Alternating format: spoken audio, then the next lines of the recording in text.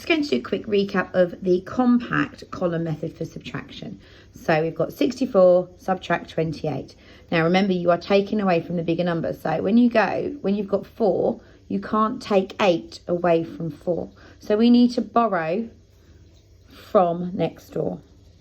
So we're going to borrow from there. So that 60 is going to become a 50, a 6 will become a 5, and then we carry that 10 we've borrowed from there over. So now we've got 14, take away 8, and then we can do that. So that's going to be 6.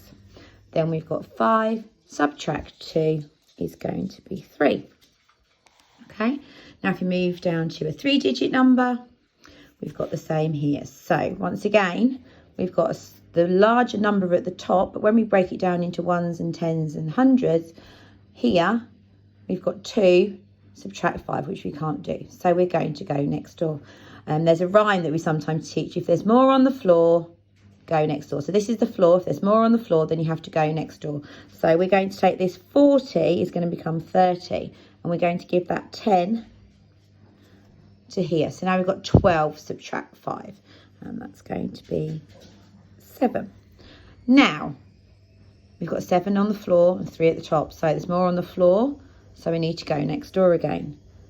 So we're going to cross the 100 out, make that 2 hundreds, and then we're going to give that to here.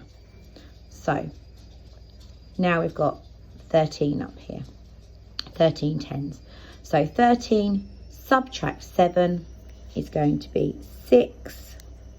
And when we go to the end, we've got 2 subtract 1.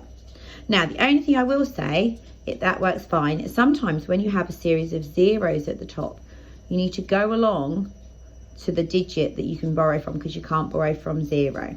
So just worth noting.